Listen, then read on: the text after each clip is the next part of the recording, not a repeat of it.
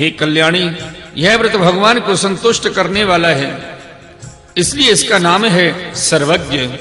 और सर्वव्रत यह समस्त तपस्याओं का सार और मुख्य दान है। जिनसे भगवान प्रसन्न हो वे ही सच्चे नियम हैं और वे ही उत्तम यम हैं। वे ही वास्तव में तपस्या, दान, व्रत और यज्ञ हैं। इसलिए हे देवी, संयम और श्रद्धा से तुम इस व्रत का अनुष्ठान करो। भगवान शीघ्र ही तुम पर प्रसन्न होंगे और तुम्हारी अभिलाषा अवश्य ही पूर्ण करेंगे। बोले श्रीमद्भागवत महापुराण की जय। आइए भक्त वृंदो, श्रीमद्भागवत महापुराण की 17वें अध्याय भगवान का प्रकट होकर अदिति को वर देना प्रसंग श्रवण करें। श्री सुखदेव जी कहते हैं, परीक्षित, अपनी पतिदेव महर्षि कश्यप जी का उपदेश प्राप्त करके अदिति ने बड़ी सावधानी से 12 दिन तक इस व्रत का अनुष्ठान किया। बुद्धि को सारथी बनाकर मन की लगाम से उसने इंद्रिय रूप दुष्ट घोड़ों को अपने बस में कर लिया और एक निष्ठ बुद्धि से वह पुरुषोत्तम भगवान का चिंतन करती रही। उसने एकाग्र बुद्धि से अपने मन को सर्वात्मा भगवान वासुदेव में पूर्ण रूप से लगाकर पयोव्रत का अनुष्ठान किया।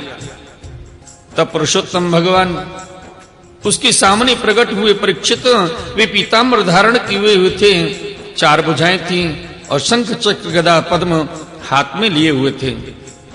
अपने नेत्रों के सामने भगवान को सहसा प्रकट हुए देख देवी अदिति सादर उठ खड़ी हुई और फिर प्रेम विह्वल होकर उसने पृथ्वी पर लौटकर उन्हें साष्टांग प्रणाम किया। फिर उठकर हाथ जोड़ भगवान की स्तुति करने की चेष्टा की, परंतु नेत्रों में आनंद के आंसू उमड़ आए। उससे बोला न गया। सारा शरीर पुलकित हो रहा था। दर्शन के आनंद उल्लास से उसकी अंगों में कंपन होने लगा। वह चुपचाप खड़ी रही। हे परीक्षित, देवी अदिति अपने प्रेम पूर्ण नेत्रों से लक्ष्मीपति विश्वपति यज्ञेश्वर भगवान को इस प्रकार देख रही थी मानो वह उन्हें पी जाएगी। फिर बड़े प्रेम से गदगद वाणी से धीरे धीरे उसने भगवान की स्तुति की। देवी अदिति ने कहा, आप यज्ञ के स्वामी हैं और स्वयं यज्ञ भी आप ही हैं। हे अच्युतः, आपके चरण कमलों का आश्रय लेकर लोग भवसागर से तर जाते हैं। आपके यश कीर्ति का श्रवण भी संसार से तारने वाला है। आपके नामों के श्रवण मात्र से ही कल्याण हो जाता है। आदि पुरुष जो आपकी शरण में आ जाता है उसकी सारी विपत्तियों का आप नाश कर देते हैं। हे भगवान, आप दीनों के स्वामी हैं, आप हमारा कल्याण करें। आप विश्व की उत्पत्ति, स्थिति और प्रलय के कारण हैं और विश्वरूप भी आप ही हैं। अनंत होने पर भी स्वच्छंदता से आप अनेक शक्ति और गुणों को स्वीकार कर लेते हैं। आप सदा अपने स्वरूप में ही स्थित रहते हैं। नित्य निरंतर बढ़ते हुए पूर्ण बोध के द्वारा आप हृदय के अंधकार को नष्ट करते रहते हैं। हे भगवान, मैं आपको नमस्कार करती हूँ। हे प्रभु अनंत, जब आप प्रसन्न हो जाते हैं तो मनुष्यों को ब्रह्मा जी की दीर्घ आयु, उनके ही समान दिव्य शरीर, प्रत्येक अभीष्ट वस्तु, अतुलित धन, स्वर्ग, पृथ्वी, पाताल, योग की समस्त सिद्धियां, अर्थ, धर्म, काम रूप त्रिवर्ग और केवल ज्ञान तक प्राप्त हो जाता है। फिर शत्रुओं पर विजय प्राप्त करना आदि जो छोटी छोटी कामनाएं हैं उनके संबंध में तो कहना ही क्या है।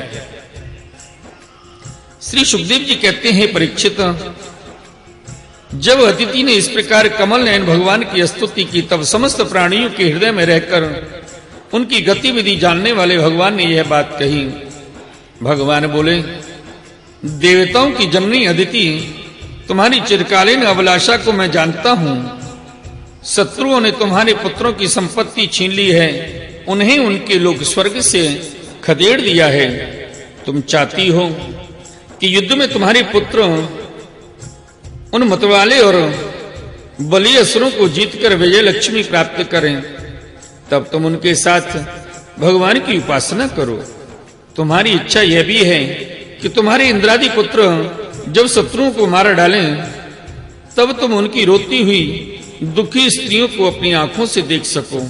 हे अदिति, तुम चाहती हो कि तुम्हारे पुत्र धन और शक्ति से समृद्ध हो जाएं, उनकी कीर्ति और ऐश्वर्य उन्हें फिर से प्राप्त हो जाएं, तथा वे स्वर्ग पर अधिकार जमाकर पूर्ववत विहार करें। परंतु हे देवी, वे असुर सेनापति इस समय जीते नहीं जा सकते, ऐसा मेरा निश्चय है। इस समय उनके साथ यदि लड़ाई छेड़ी जाए तो उससे सुख मिलने की आशा नहीं है। फिर भी देवी, तुम्हारे इस व्रत के अनुष्ठान से मैं बहुत प्रसन्न हूं, इसलिए मुझे इस संबंध में कोई ना कोई उपाय सोचना ही पड़ेगा, क्योंकि मेरी आराधना व्यर्थ तो होनी नहीं चाहिए। उससे श्रद्धा के अनुसार फल अवश्य मिलता है। तुमने अपने पुत्रों की रक्षा के लिए ही विधि पूर्वक पयोव्रत से मेरी पूजा एवं स्तुति की है, अतः मैं अंश रूप से कश्यप के वीर्य में प्रवेश करूंगा और तुम्हारा पुत्र बनकर तुम्हारी संतान की रक्षा करूंगा। हे कल्याणी, तुम अपने पति कश्यप में मुझे इसी रूप में स्थित देखो और उन निष्पाप प्रजापति की सेवा करो। हे देवी, देखो, किसी की पूछने पर भी यह बात दूसरे को मत बतलाना। देवताओं का रहस्य जितना गुप्त रहता है उतना ही सफल होता है। श्री सुखदेव जी कहते हैं, इतना कहकर भगवान वहीं अंतर ध्यान हो गए। उस समय अदिति है जानकर कि स्वयं भगवान मेरे गर्भ से जन्म लेंगे, अपनी कृतकृत्यता का अनुभव करने लगी। भला यह कितनी दुर्लभ बात है। वे बड़े प्रेम से अपने पतिदेव कश्यप की सेवा करने लगी। कश्यप जी सत्यदर्शी थे, उनके नेत्रों से कोई बात छिपी न रहती थी। अपनी समाधि योग से उन्होंने जान लिया कि भगवान का अंश मेरे अंदर प्रविष्ट हो गया है। जैसे वायु काठ में अग्नि का आधान करती है, वैसे ही कश्यप जी ने समाहित चित्त से अपनी तपस्या के द्वारा चिर संचित वीर्य का अदिति में आधान किया। जब ब्रह्मा जी को यह बात मालूम हुई कि अदिति के गर्भ में तो स्वयं अविनाशी भगवान आए हैं, तब वे भगवान के रहस्यमय नामों से उनकी स्तुति करने लगे। ब्रह्मा जी ने कहा, समग्र कीर्ति के आश्रय भगवान आपकी जय हो। अनंत शक्तियों के अधिष्ठान आपके चरणों में नमस्कार है। ब्रह्मण्य देव, त्रिगुणों के नियामक आपके चरणों में मेरा बारंबार प्रणाम है। प्रश्नि के पुत्र रूप में उत्पन्न होने वाले वेदों के समस्त ज्ञान को अपने अंदर रखने वाले प्रभु, वास्तव में आप ही सबके विधाता हैं। आपको मैं बारंबार नमस्कार करता हूँ। ये तीनों लोक आपकी नाभि में स्थित हैं। तीनों लोकों से परे वैकुंठ में आप निवास करते हैं। जीवों के अंतःकरण में आप सर्वदा विराजमान रहते हैं। ऐसे सर्वव्यापक विष्णु को मैं नमस्कार करता हूँ।